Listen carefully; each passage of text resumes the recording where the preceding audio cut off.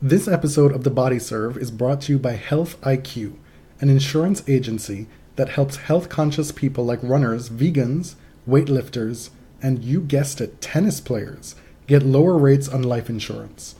Go to healthiq.com/bodyserve or mention the promo code BODYSERVE when speaking with an agent to support the show and see if you qualify. But I really don't have any regrets. I really don't. I've lived exactly how I wanted to. I've tried my hardest every single time. I didn't win the matches that maybe I should have always won, but I really gave it my all, so that for me is enough.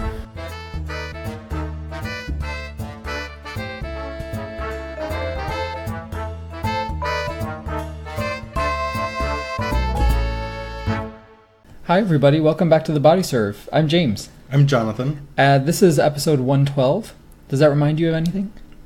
Peaches and Cream? Yeah, yes. And they were also the guys who were doing that little background singing when Puff Daddy soft-shoed in I'll Be Missing You. Remember that? Yeah, they also sang with Allure on one of the low-key jams of the 90s, All Cried Out. Produced by Ms. Mariah Carey. I believe at the time she was doing her own imprint and they were under Crave, if I recall. I could be wrong. You're such a liar. You know exactly what you're talking about. So 112 brings us to Doha, all kinds of mess. I want to start with the tennis on this episode because this episode does have the potential to devolve into pettiness and drama.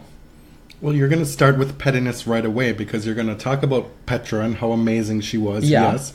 But it's just a preamble before you get into Wozniacki. What?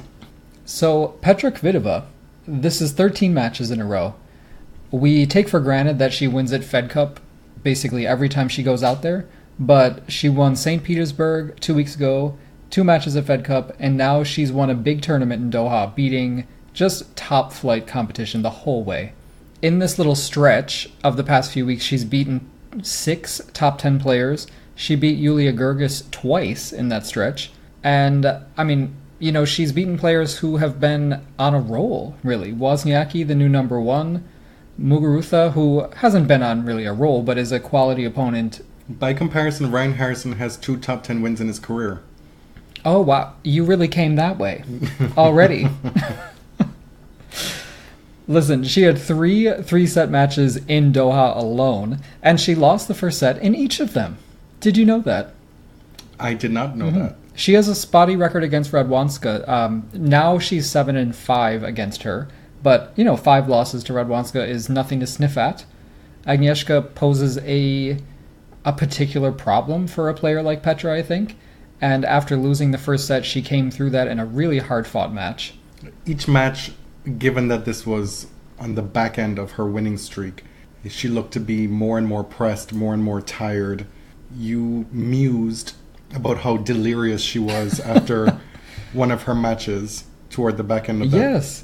On the on-court interviews, in the semi and the final, she just seemed kind of basically so exhausted that she was punchy. Kind of loopy. Yeah, like the interviewer would ask a question and she would just kind of giggle, like she thought it was hilarious.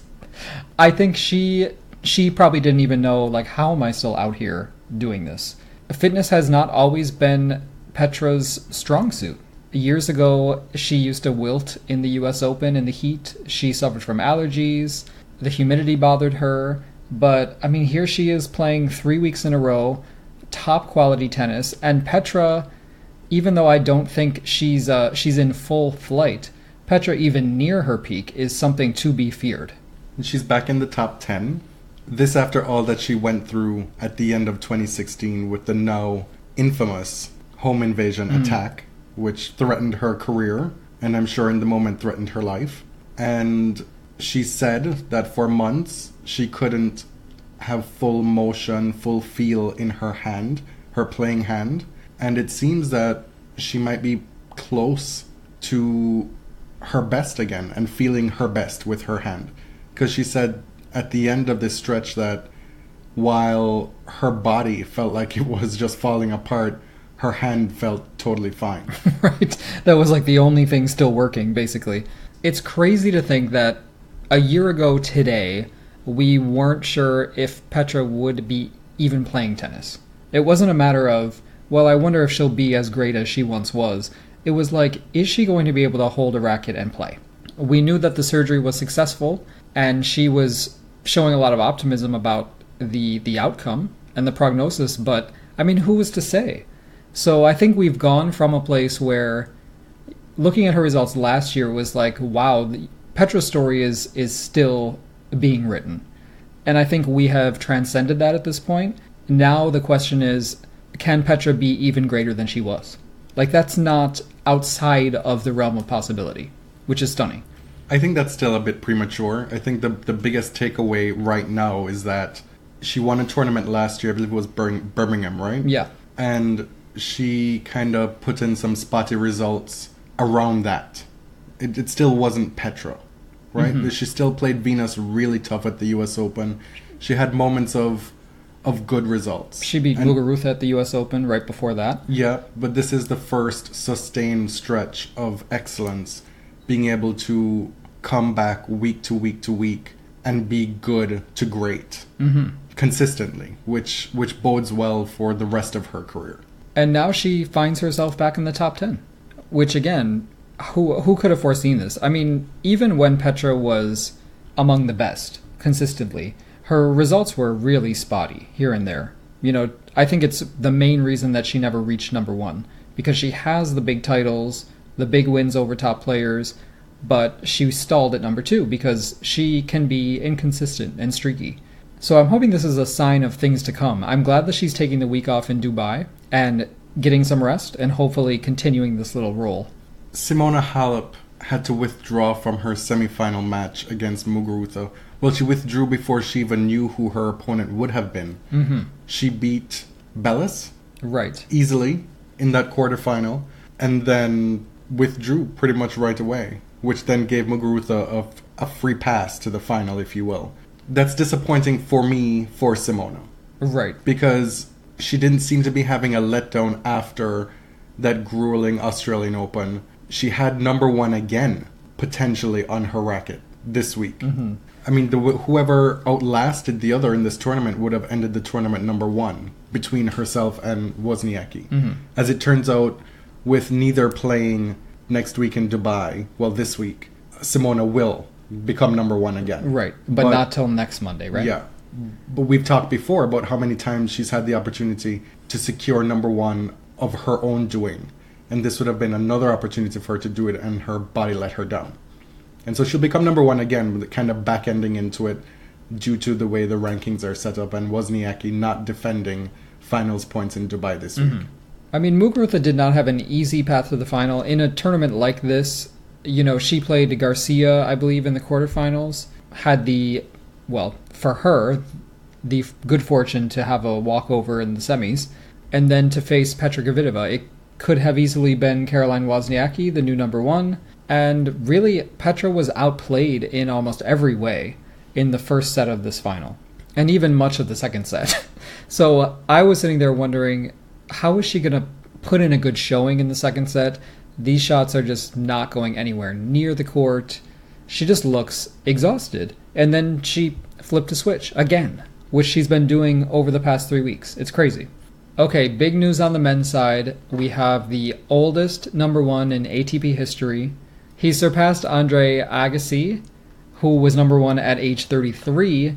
It's Roger Federer, who is 36 years old.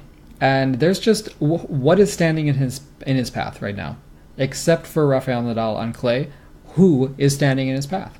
The gap in the points tell the story. It's those two for the foreseeable future. Federer is where he is without any clay points.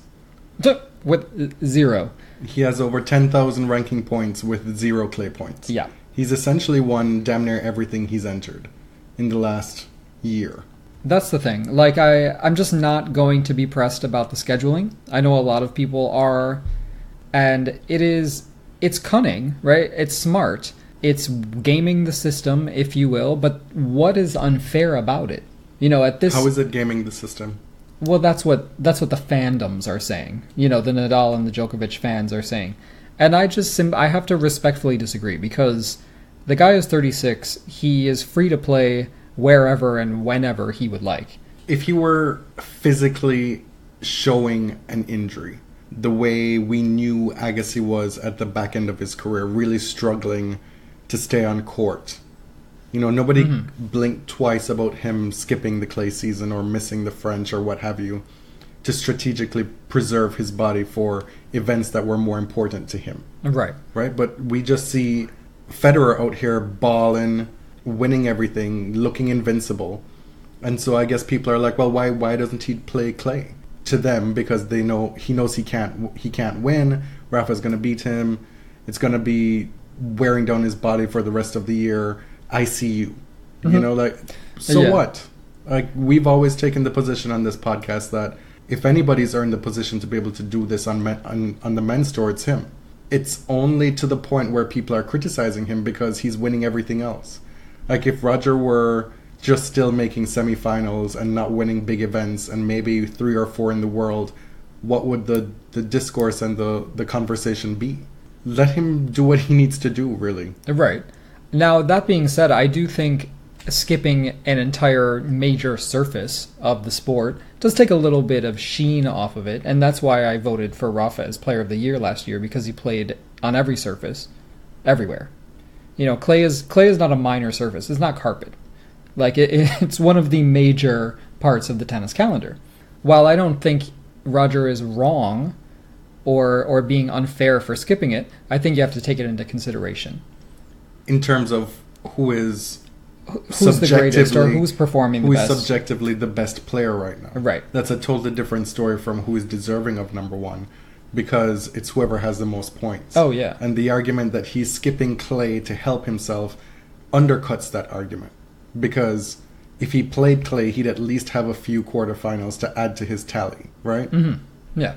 We joked about this amongst ourselves. The adulation about Federer is always something that's kind of held me back, at least, from really being a fan. Because I like the guy. I have a lot of respect for him. I really don't dislike him. It's just the absolute, like, religiosity that surrounds Federer, especially among the tennis establishment, because... That Foster Wallace, let's be real, helped codify. I noticed even some Fed fans this week were like, okay, I get it. Like, I get it now. Why it can be annoying. It can be a little too much, right? Anyway, my point is that fans are free to worship as they will. This is what fans do. It was always like the establishment worship that sort of annoyed me.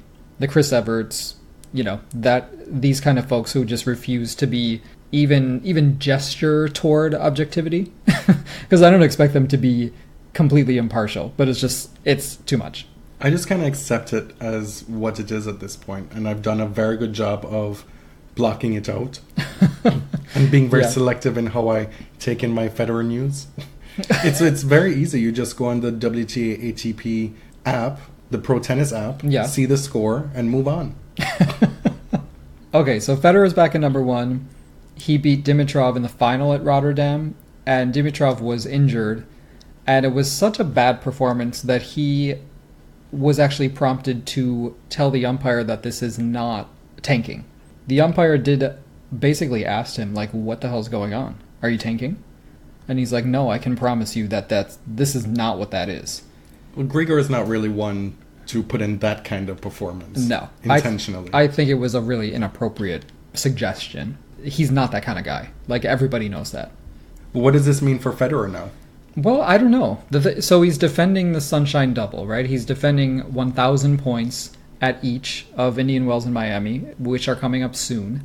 Like I said, there are not a lot of players who stand in his way. I think physically it's just a really, really tough turnaround. He's added a tournament here that he doesn't normally play. I'm sure he'll have confidence and good feelings being back at number one. It's a place, the ranking makes him really comfortable and confident. Obviously, he's held it for longer than anyone ever has. He holds the number one ranking really, really well.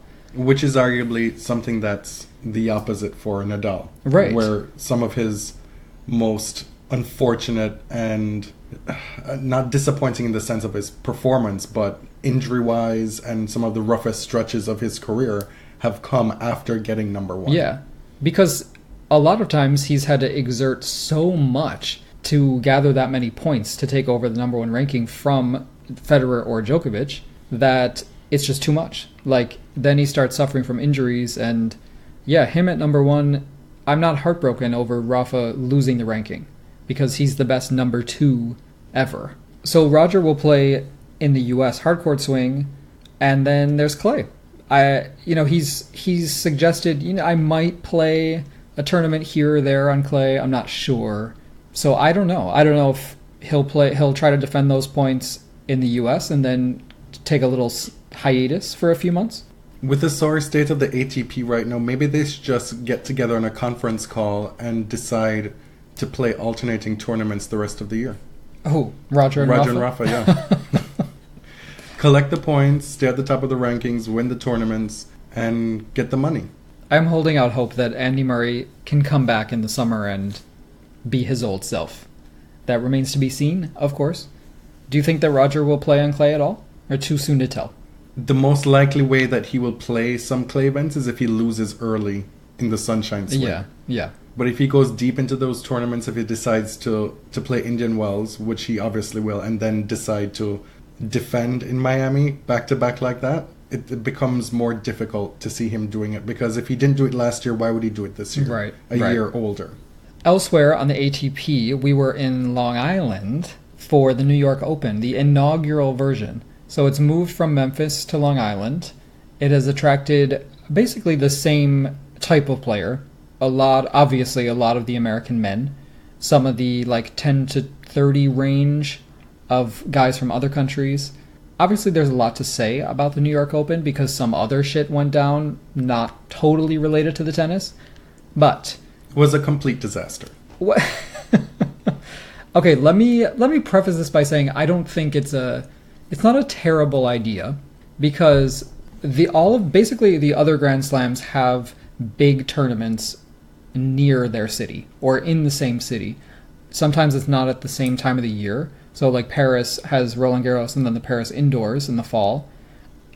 Melbourne obviously has Sydney, not right next door, but there are other Australian tournaments on the east coast of Australia. There's Queen's Club leading up to Wimbledon. Exactly. So it makes sense for New York to have another ATP tournament.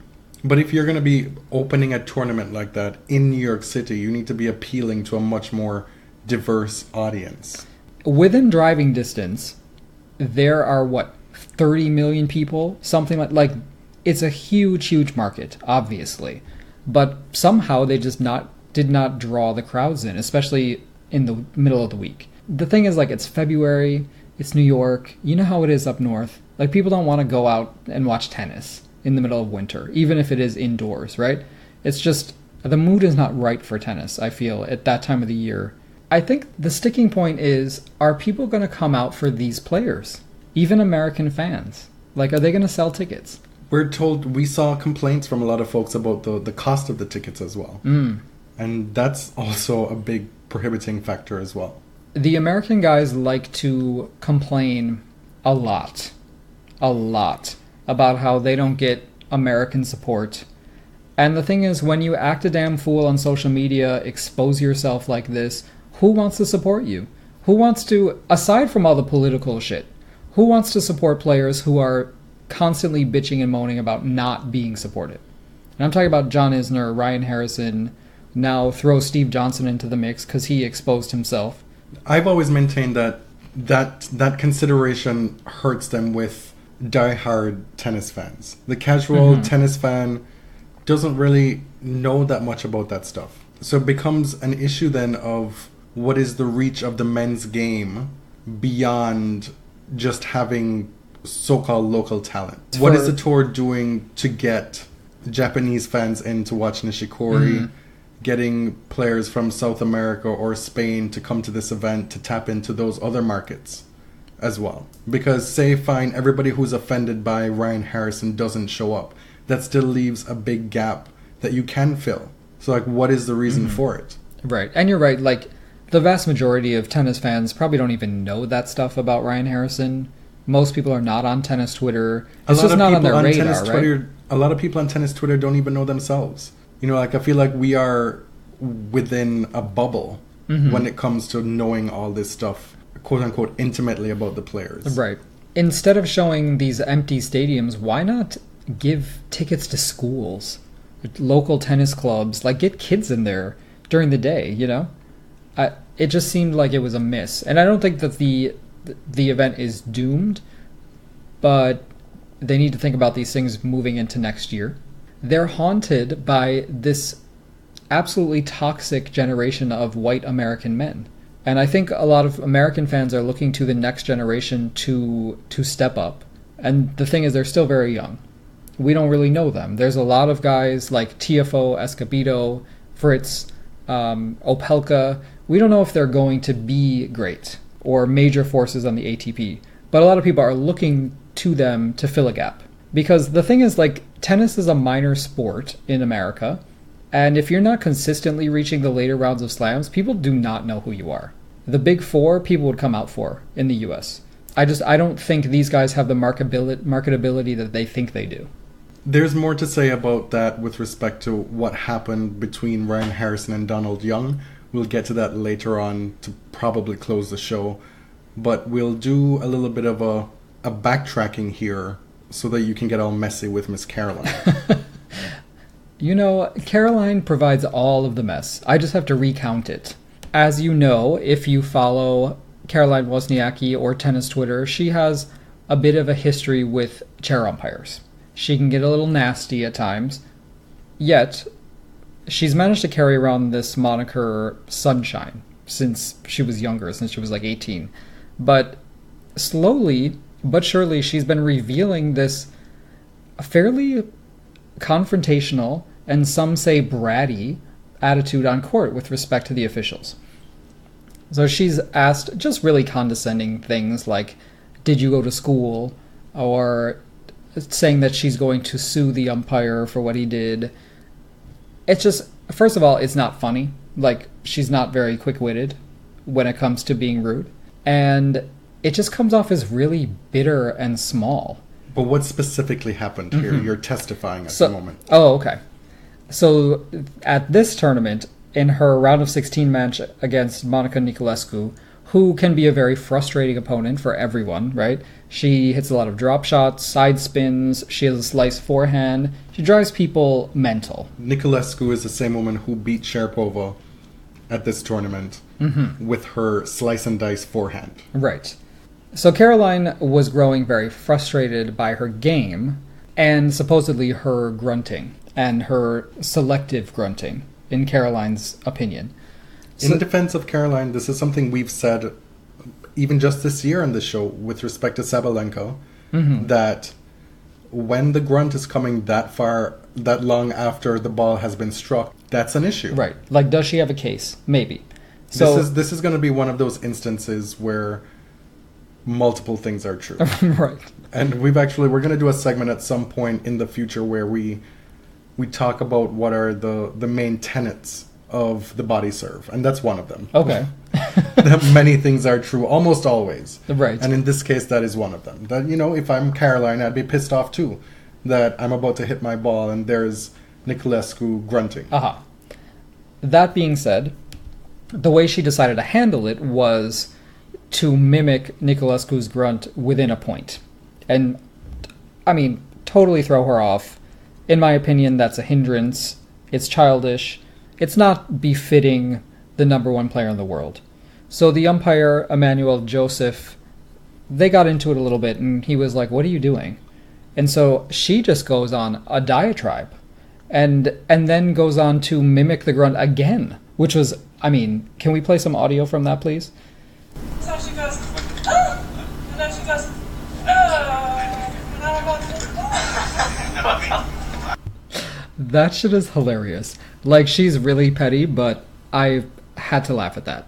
Petty is exactly the right word, because if she likes to get her lawyering hat on in the middle of these matches, right? Where you can see that Caroline is readying for a cross-examination with the umpire. And if you really want to make that case, which you have every right to make that case, you say something directly to the umpire in a very forthright, matter-of-fact way. At the changeover, maybe you go say that to her, Niculescu, after you've beaten her at the end of the match and say, listen, I did not like the way this happened.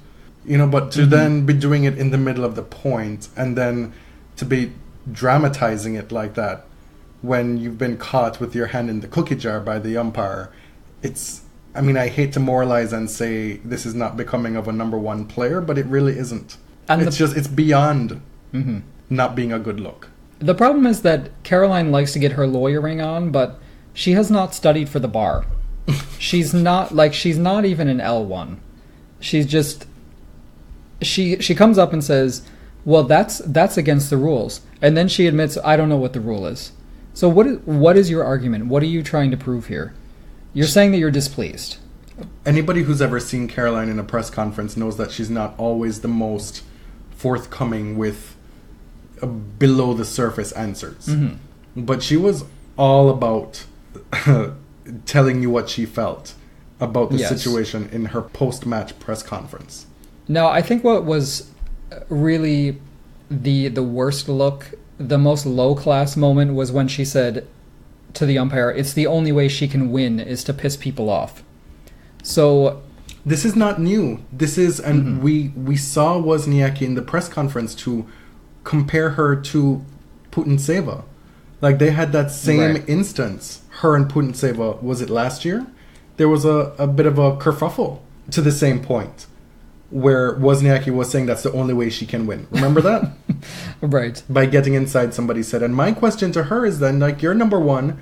You just had the biggest win of your life. You have been winning more than anybody on the WTA Tour. How is it that you're at a point mentally where you allow yourself to be hoodwinked by Niculescu? Right. You know, like, what does it say about you if you go into this match, according to you, knowing that this is the only way that this player can win? And that she is absolutely going to do this.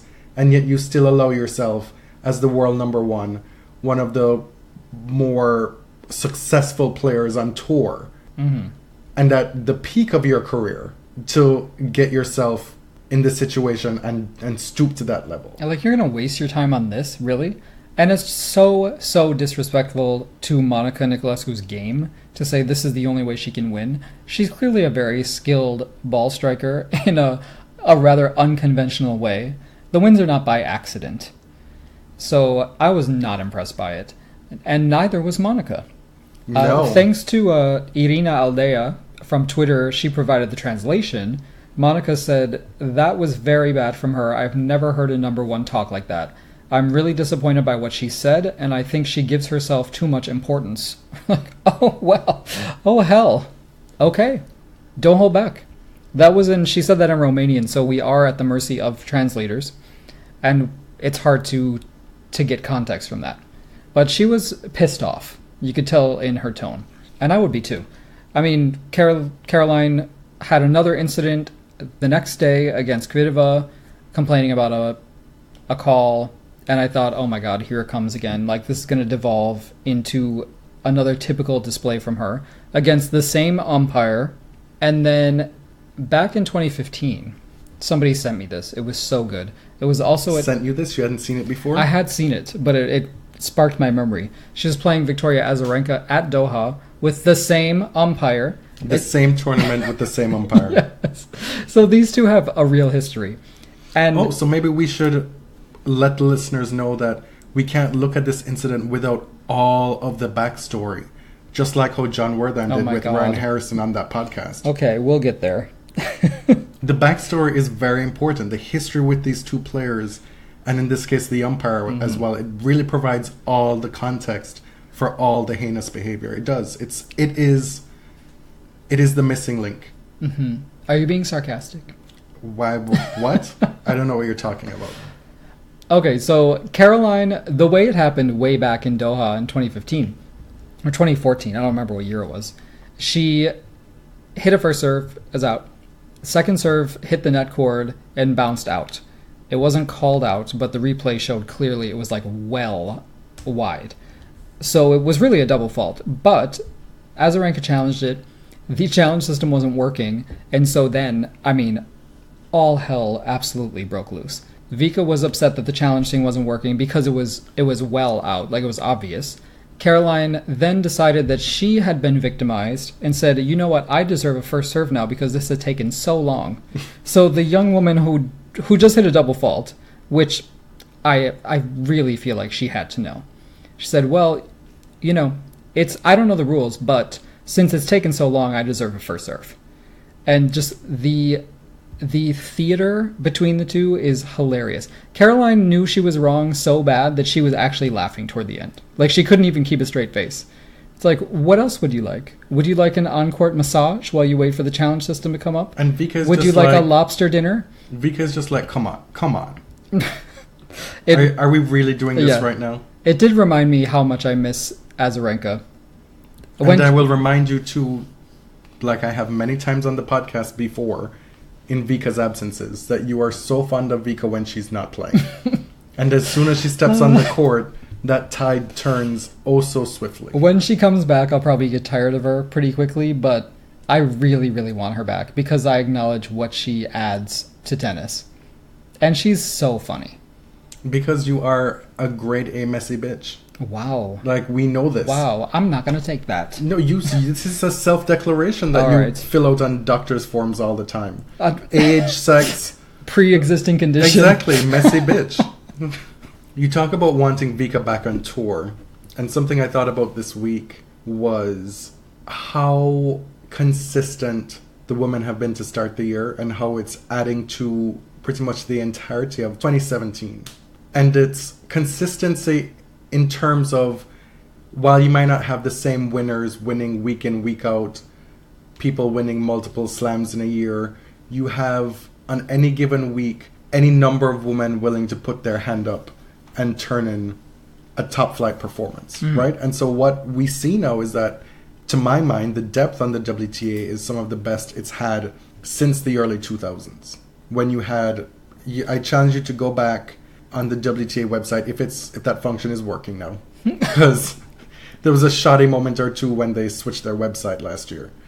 But you go back to look at the rankings from, say, March 2003 or even 2002, and those top 15, top 20, that's a hell of a field. And I feel like we are entering that stage, if we haven't already, on the WTA right now. And we still don't have Serena. We don't have Vika. We have a post-Meldonium Sharapova that we don't know what to make of, truthfully. Well, right now, I don't know what's going on, but she does look like a shadow of herself at the moment. We have Radwanska, who is kind of floundering. We have Kuznetsova, who is out injured. She's about to come back. There are all these players within the top 50 that can cause damage every week. We just saw Cici Bellis make a good run to the quarterfinals. Beat Madison Keys. And she just won her first match again as a wild card in Dubai. She's just outside the top 40. Any number of women can do what's not being done on the ATP right now. And so what that got me to thinking of was, what do we think the WTA top 10 is going to look like by the end of the year? It's kind of a fun thought experiment. And so we're going to each, having not seen the others at this point, give you who we think is going to be the year in top 10 on the WTA, and then we'll revisit it at the end of the year to see how well we did or how far off base we were. Oh, that's a lot of pressure. We're actually going to go back and check our work. I mean, the receipts are there. If we don't do it, I'm sure some messy bitch will do it for us. Okay, first we should probably just say who's in the top 10 right now. So we have Wozniacki, Halep, Muguruza, Svitolina, Pliskova, Ostapenko, Garcia, Venus, Kerber, and Kvitova. You want me to go first? Sure. Okay, here's my top 10. And not in no particular order. Wozniacki, Muguruza, Svitolina, Halep, Venus and Serena, Angelique Kerber, Petra Kvitova, and my two kind of outside picks are Ash Barty and Dasha Sergeyevna Kazatkina. Oh, we share 7 of those same picks. I noticed you didn't have Karolina Pliskova. I didn't, and it was tough to call somebody who's been so consistent, but I do think, I don't know, I have not really been impressed by Pliskova lately. I think it's probably pretty likely that she'll finish in the top 10, but I don't know. with this serve of hers, I just feel like she should be doing so much more damage than she is. And I think it's the serve that would keep her in the top 10. Fair enough, yeah. She's good enough and solid enough to not suffer extended losing streaks, I think, at this point in her career. That's fair. For me, in no particular order, I have Halep, Wozniacki, Muguruza, Kvitova, Kerber, Barty, and Svitolina as the 7 that we have in common. And then I have Pliskova, I have Caroline Garcia, and I have Belinda Bencic. Belinda Bencic, yes, really? Bencic. Because I think it's likely that we'll see somebody who doesn't have a whole lot of points to defend make that run up the rankings. And notice I didn't have Venus or Serena in there. Really? I didn't. Listen, but if I didn't put Venus in there, you would have dragged me. No, I think I understand why you would say that. But Venus just has so many points to defend, and it's not like she's going to be getting other points from other tournaments. She has to defend or do better at the tournaments that she'll be playing again this year that she did last year. And so that means that she'd have to win Wimbledon, make the final of the US Open, win Singapore, and she's already not off to the best start in 2018, save for winning 2 matches at Fed Cup. So while I would like to see it, I don't think it's going to be a travesty of a year for Venus. I think she'll still do well. I just think that it will be tough for her to hang on to the top 10. As for Serena, it's more of a not wanting to put any expectation on what her comeback is going to be like. Because it's going to be tough. We saw that with Fed Cup, like, it doesn't seem that she's fully ready to be like top flight competitive yet. Which makes perfect sense. Right. I think we need to temper our expectations of this reincarnation of Serena being what she may have been coming back from injuries 10 years ago in her career. Where people would just expect, like, oh yeah, Serena, she can... There was this myth about Serena, that Serena could just wake up out of bed after having 2 months off from injury and go beat anybody on the WTA Tour.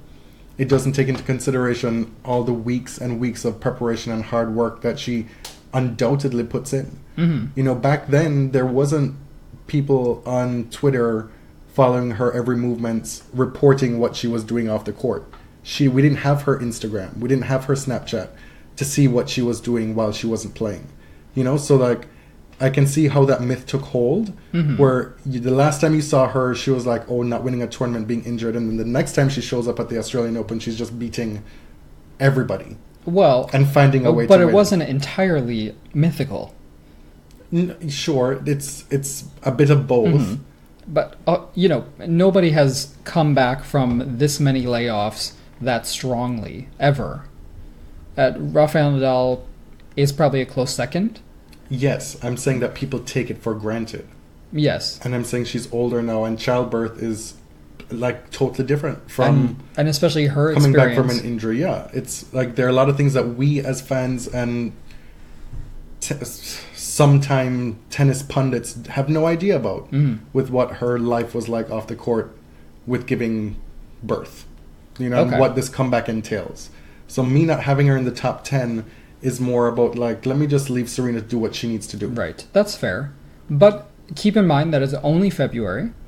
That... She's playing 9 events. Right. It only takes around 3,000 points to get in the top 10. A little more than 3,000 as it stands right now. And if she wins a major, that's 2,000. So if she can find another... She's not defending anything. She's starting from 0, which is kind of an advantage, like with Bencic, right? It is, yes. She might be able to cobble together a top 10 finish, and playing. I don't want to jinx it because I have all these ideas of what she's going to accomplish, but you know, it's just so unclear right now. And so I give you my top 10. We'll see how that turns out. I noticed Colleen wasn't in there. Yulia Gergis. My thinking was that she has a ton of points at the end of the year to defend. The Konta is not there either for either of us. Ostapenko is not there? No, I mean, I would like to see something more from Ostapenko than what I've seen in the last few months. Yeah. We saw her make the final in Charleston. We saw her win the French Open. Take those points away, and where is she? to then get back into the top 10 once those points come off. It's going to be... She has the talent, but she also has one of the worst serves on the WTA.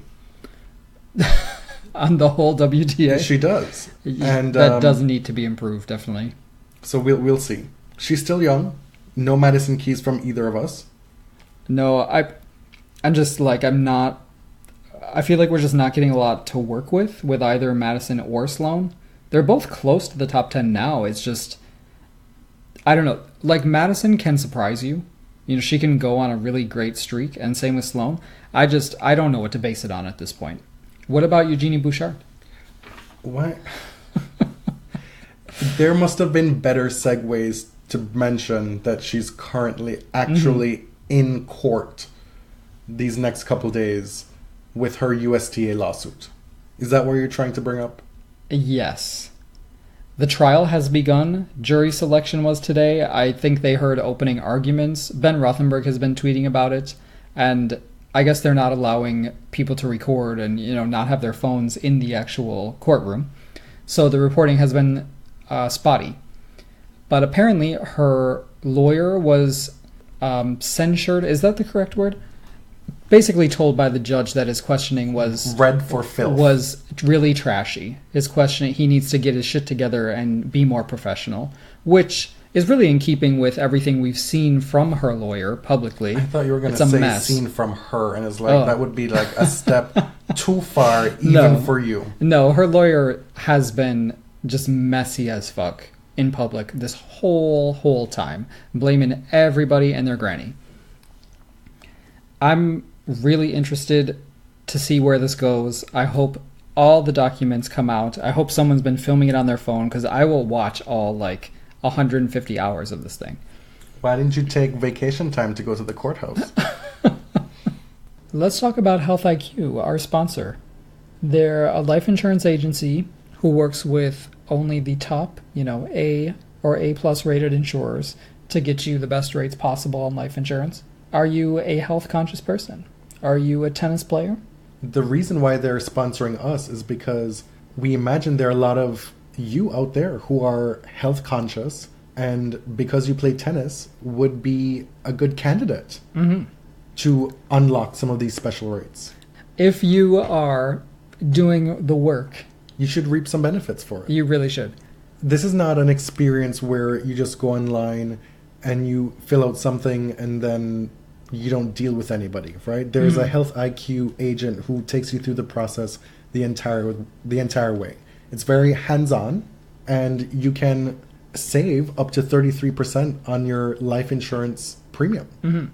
What I really like is they have this, you can either take a quiz to kind of show that you're health conscious, or you can actually log workouts on an app, or, if you've run races or whatever, you just provide evidence that you've completed the races, and you can qualify, for the lower rates. And so to see if you qualify, get your free quote at healthiq.com/bodysurf, or mention the promo code bodysurf when you talk to an agent. We'll finish this episode with the Ryan Harrison, Donald Young bit. Finally, at long last, after years in the making, I am blocked by Ryan Harrison. Yeah, what took so long? I really don't know. I called him by his name in a tweet with the ATP Tour. I was not making a... You tagged him? Yeah, I was not making a call me by your name reference. That's there. what it sounded like. Don't look at me like that. Okay. No, I'm not trying to sully that in that way. No. Do you want to tell us what happened? Well, if you're not up to date, Ryan Harrison and Donald Young played against each other in the New York Open. It was a very contentious match, a lot of just bad feelings between the two. There's a lot of history between the two, as we found out. It was happening right as we were recording our last episode. Right, it was. Somebody tweeted, I think it was Rosie Yankee, she tweeted at us saying, did you see what happened between Harrison and Young? We're like, no, tell us, we're recording. Right. And actually, Chad made mention of watching Donald Young on Tennis Channel when we were recording. So we had no idea at the time it would turn into this. There was a lot of bickering between the two, and at one point, Donald Young, after the match, accused Ryan of saying, basically saying racist things to Donald Young. Mm-hmm. He said, it's nice to know what you think of me as a black man, is what he said, right? Now, his girlfriend has been out here on Instagram and Twitter saying exactly what was said, or what Donald said Ryan told him. Mm-hmm. Kind of in the vein of what Leighton Hewitt said to James Blake all those years ago. Just not... Well, you can say what is alleged to have been said, because nobody wants to seem to say it right. in any way, shape, or form. Because they're probably afraid of getting sued. No, but we're not even hearing what Ryan claims he said. This is true. Like, we're not hearing anything about anything specifically from anybody throughout this whole thing, and this is what's pissing me off. So tell it. Well, I think the only person who's actually come out and said this is what Ryan said was Donald Young's girlfriend, Valentina. Mm-hmm. Valentina claims that Ryan Harrison said, quote, "That's what all you black people do," end quote, after Donald Young cheered "Come On" to pump himself up. So that's what the girlfriend said. Now, I don't really even have confirmation that she is indeed his girlfriend. I mean, it appears like that based on her Instagram. I don't want to say something wrong and be called out for it later. She's since gone private on Twitter. I had to dig up this screenshot. I mean, she was trashed, like roundly savaged by the typical defenders of American men's tennis on Twitter. And you know who they are. Mm-hmm. They're always out here defending people who really don't need to be defended. The thing is, it's one of our listeners actually, and I don't know if he wants to be called out, so I'm not going to say his name, but he tweeted something about how black people in America are conditioned to listen to dog whistles. That a lot of things that you may see on paper and not read it as racially motivated strike a chord in black people. So while Ryan may have not said exactly that quote, he may have said something that read to Donald as racist. Or he may have said exactly that, and not. He may have, and it may not have been deemed racist by the people who are doing the interpreting and the deciding. Right. And because we kept hearing that stuff like racially insensitive language, a racial slur, like what exactly? I would like to know what was being charged, and part of that is the vagueness that Donald started this whole thing with. Right. He was pretty vague. I mean, Donald himself has not come out and said, Ryan said this. Mm-hmm. He said that he made basically a racially offensive comment to me at the net. And he also upholds that... He didn't even say that. He just said that now I know what he thinks of me as a black man, which in itself is vague. Right. Oh, it was the girlfriend who really added the color. Yes. Now, the ATP has conducted an investigation, and they say they have found no evidence of wrongdoing. They interviewed ball kids, the umpire. Nobody heard anything. Now, the absence of evidence doesn't necessarily mean it didn't happen, or that something was said, because Ryan did outright lie on Beyond the Baseline, because he said he misrepresented where the supposed comment took place. Apparently, it was at the net. Ryan represented it as if he were calling it across the net, like so a lot of people could hear. The Donald Young side said that it happened in close quarters. You know, that it was possible that only the two players would have overheard it. So we've got a ball boy who was at the event. Now he's on Twitter saying, you know, I'm risking my ball kid career basically by coming out and defending Ryan. It's just like what is he defending? Mess. Is he saying that I know for sure I didn't hear any racial slurs? He's saying I know for sure it did not happen. What didn't happen? Like nobody is saying what they did or didn't hear, and I don't know what it is that they are or aren't looking for. That's a really good point. It's crazy to me. Yeah. Like and then the ATP came out on the Friday saying we've conducted the investigation and there was no evidence found to support this. Support what? And what is the evidence? We know that there is a lack of evidence because there's no audio. And is it because there's just a lack of audio that you aren't able to have a conclusive absolutely definitive, this didn't happen. Mm-hmm. Right? Is that what you're saying? Or, like, tell me what it is that you're saying. Are you saying that because there's no audio, there's no conclusive way to say what happened? Mm-hmm. Or are you just saying it didn't happen? Are you then saying, like Ryan Harrison is on the Beyond the Baseline podcast, that Donald Young is a liar? He explicitly called him a liar and accused him of making this up as a personal vendetta against Ryan because he doesn't like him, because he's still bitter over the fact that Harrison was chosen over Young for Davis Cup years ago, like 8 years ago. And also because, as Ryan so glibly put it, well, he keeps losing to Ryan, so he's probably mad about that. Yeah, he's just pressed, basically. Now, okay, so we mentioned Ryan Harrison was on Beyond the Baseline with John Wertheim today. It was released today. John said that he asked both Donald and Ryan to sit down for an interview, and Donald said no. And I don't blame him for that in any way. Now, in the absence of an interview with Donald Young, we have Ryan Harrison as the only principal actor giving his story.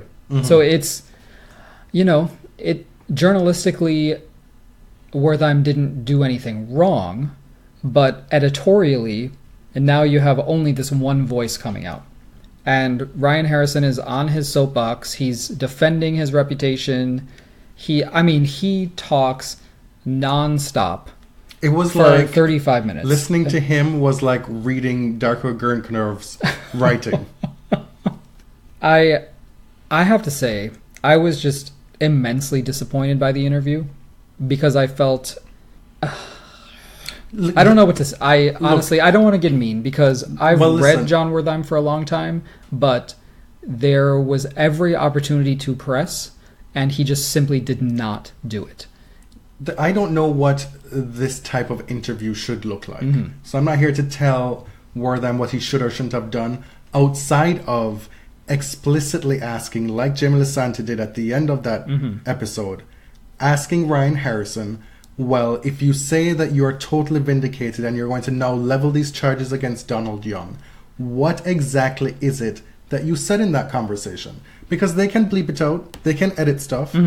Give your side of the story outside of telling us that you are misunderstood, that, your fiery competitiveness allows you, to be uncontrollable in calling your opponent a fucking German motherfucker. Right. And see, this is the thing that Wertheim just let sit in the air. He just let it float away. He asked the question, you're a really competitive guy, you've had outbursts on court, and then he lets Ryan go on for 5 minutes, unbroken, about how I am one of the best competitors out there. He said that multiple times. I have this competitive fire, but when it comes down to it in my real life, I'm so respectful. I'm really proud of how I conduct myself, and et cetera, et cetera. So at no point did John ask, well, in the last, 6 tournaments you've played, you've had confrontations with players, with umpires. You've called people, basically you've made ethnic remarks against several of your opponents. Like, this is not... You called someone a fucking German piece of shit. Not 1 month ago. Yeah. Like, how does this not even come up? And that is... John is always talking about how things get away on social media. Like, he cannot not have seen that. About the of course not. The Hanfman thing, right? And if he didn't see it, he wasn't doing his due diligence as an interviewer. Because that's something that you can hear. There's no ambiguity about it. You watch that clip, you put your earbuds in, you hear exactly what he's saying. And it comes at a very innocuous time of the match. Like, all that happened was that he lost the first set. Right. There was no conflict between the players. That's the thing, right? Right? Like, we're fed this lie that these kerfuffles happen because of his competitive spirit. Well, you lose a tiebreak, you lose a set, and that competitiveness can be like, well, smash a racket, curse at yourself like Andy Murray does. Instead, you decide unprompted to shout in the direction of your opponent, personal, profane attacks. Exactly. You know? And so this is something that John could have specifically spoken to outside of this Donald Young thing to give context to this almighty context that he wanted to ram down our throats in this podcast, right? So instead what we had was just Ryan talking and talking and talking ad nauseum without... I don't know. I think that we have to... I'm ready to accept that the traditional tennis media is simply not equipped to grapple with these issues. And they will not. And we have to stop expecting it. When you have a charge of racism against someone, they're not going to handle it. They're just not. It sort of rests on the shoulders of podcasts, bloggers, people outside of the tennis mainstream, because these journalists are far too conflicted. They need to preserve access. John Wertheim works for Tennis Channel now. The podcast is SI and Tennis Channel joint production now. He knows the American male tennis players. He's known Ryan Harrison for many years, since he was a young kid coming up. Obviously, he's an American tennis journalist, probably the preeminent one, so he's been writing about American tennis forever. I think he's too close to it. I think he just doesn't know how to handle it. No, I think it's more than that. We saw the traces of it so much in that interview where he's like, do you think you and Donald could sit down over a beer and kumbaya, be friends again? Like, this is the conciliatory idea, it's the ideal that so many people are espousing in this Trump age. It's the insistence that both sides are reasonable. Not only when that, they're not. But that there should be civility and that you should suffer people's bullshit for the greater good of civility. Right. Like, that is the ideal. And we've taken the position, and so many have since the election, let's be real, that there are certain things that we will not stand for anymore, that are deal breakers. Yes. That people say all the time, oh, I have friends from all different political spectrums, we differ and so and so and so, but we can shoot the shit and play golf and hang out. Like, that's deal breakers for some people now. I mean, for a lot of folks, it's a totally different climate. And that's legit. The be-all, end-all doesn't have to be, nor should it be, let's hold hands and kumbaya and get along.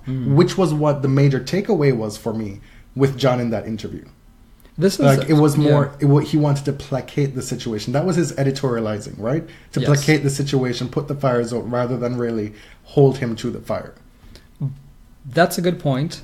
But it is also propped up, and we see this in journalism everywhere, not just in sports, journalistic principles of balance and fairness. That there are red states and there are blue states, there are Democrats and Republicans, there are two sides to every story, and they're both equally reasonable. This is, American journalism, North American journalism, the philosophy hinges on the fact that, you ask a left person, you ask a right person, get a quote, put it together, you've been fair. The problem is that one side, first of all, there are many sides, there are not just the two, and the person you are talking to may not be entirely reasonable. They may believe that Muslims need to be deported. Like, can you have a drink with someone who believes that? The thing is, political differences are personal. The idea of the banality of evil is that evil can be nice. Evil can be simply taking orders or doing your job. Evil can be cloaked in politeness. And if someone is nice, we forgive a lot. Now, Ryan Harrison is not nice, but someone like Tennis Sangren has a sterling reputation among his peers because he is nice. No, but that doesn't mean Ryan also has a reputation of being nice to folks as well. Right. Like, I've seen it in Cincinnati where he went over to this older lady and wished her happy birthday and gave her a hug or something. And he was like as sweet as can be. It's very in keeping with the Sangren thing, where it's the smoke and mirrors about how they can have all these compartments and facets to their lives, their personalities, their beings, right? And they get to choose what is like the main thing that makes up Tennis Sangren or Ryan Harrison. Right. And that we shouldn't take issue with one compartment. It's just one thing. I'm just one person. That's just being PC. And my one compartment that you don't like doesn't mean that we can't get along. We should be able to agree to disagree. Okay, but now is not the time for that. No, and and that is part of the context as well. which John did get at, but it's framed within the whole, the way the political world is now. Everybody's just pick one side and can't get along, and by golly, like, we need to find a way to push through it. Mm-hmm. Fucking David Brooks out here talking about how, okay, gun control, yes, but we have to respect each other first. Like, what are you talking about? The New York Times needs an ombudsman person, a public editor. They are fucking floundering. That's a topic for another day. Yeah, that is a bit of a sidetrack. It is. But sort of getting back down to the nitty-gritty, for me, I can't say what was said on the tennis court. I can't say for sure that Donald heard what he did. I can't say that Ryan said that or didn't say that. I want to make very clear that we're not accusing Ryan Harrison of saying those things, because we just simply cannot know. We don't know, and we also don't know if Donald Young is that vindictive and is making it up. It's possible. I also don't know that. The thing is, we should not be surprised that people believe it about Ryan. That's it. And when you ask questions and when you claim you're trying to contextualize this, you have to ask about incidents that are actually quite recent, that would lead people to actually believe him capable of something like that. Mm-hmm.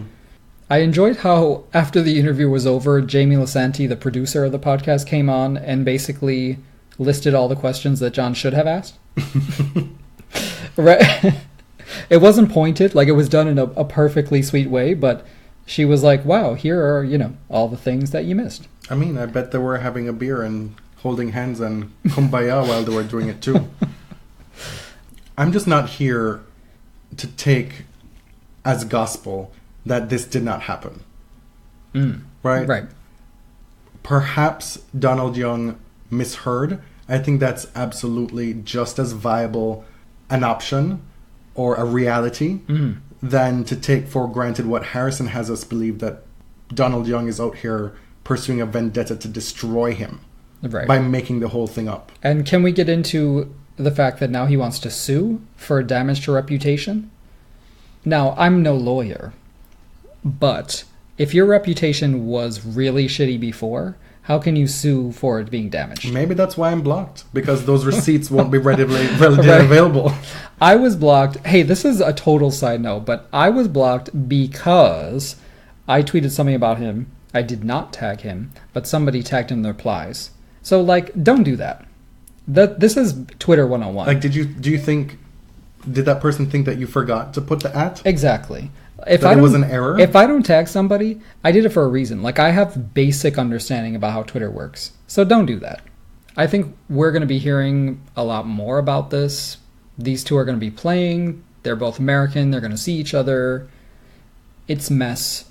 I wonder if why Donald hasn't been speaking about it is that he doesn't have any faith in the quote-unquote system. Mm-hmm. As if he could see the writing on the wall that this was not something that was going to go his way. Maybe he didn't want to wage that. He didn't think it would blow up the way it did. Mm-hmm. I don't know. But it would have been helpful to the situation to have more clarity and specificity from him. This is not to victim blame. No.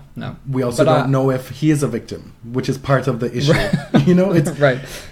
The ATP obviously had an interest in sweeping this under the rug and wrapping up the investigation as quickly as possible. They do not want this stuff going on. They want the message to be clear that it did not happen. I don't blame Donald for not coming out publicly with this stuff, because I don't think he would be supported by his organization, by his employer.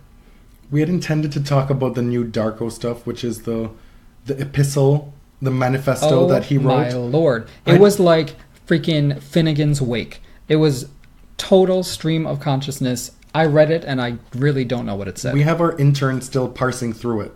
We haven't been able to get through all of our notes yet to be able to record about it this episode. So maybe we'll talk about it next time. But the initial reports are, it's an almighty mess.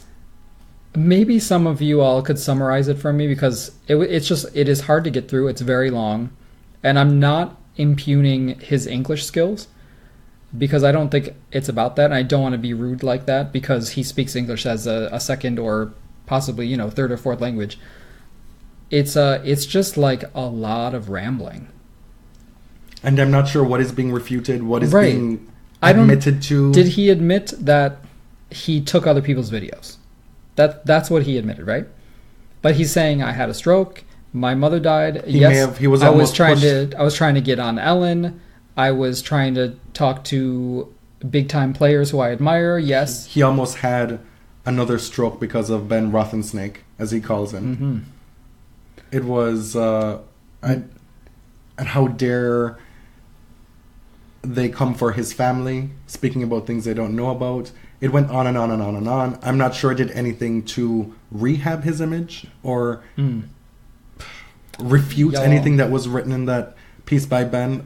It was just... I don't. It was strange. He still has his check mark. But he put a face picture up now as his avatar. I just don't know what to believe now. I really don't. I hope he plays a tournament this year, really. If he is who he says he is. Well, he also said that the whole bit about him playing tournaments this year, even though he has never played anything, pretty much, not even ITF events, Right. was that he had gotten in touch with somebody who he thought was Victor Troitsky. Victor Troitsky on Instagram, and they had made plans for him to like use him as a wild card Play doubles. to play right? doubles. Yeah, I mean, this stuff is... it's not to be If believed. you're buying it, I have something to sell you. You know? Lots of stuff to sell you. He did make mention of the fact that why am I a target when I'm just out here spreading basically goodwill and trying to be progressive and open and accepting. I said, well, that is something that tennis Twitter has been saying a lot of. His profile picture is now just a black Oh dear, where does face go? void. Oh, It's just the color black. oh Lord. He does have Mandela in his banner. He apparently will become a professional social justice warrior. All right, I'm with it. If you all have any inside information about Darko Gernkrov, please DM us immediately, and we'll follow up on it. You have anything else you want to cover? No. No? Thank you for listening. Please follow us on... Wow, that sounds so desperate. If you are so inclined, follow us on Twitter at TheBodyServe. And I am James. I'm at ElliotJMR on Twitter. 2 L's, 2 T's, and I'm Jonathan at tennis_John. This, as always, has been The Body Serve. That was really bad. But anyway, till next time.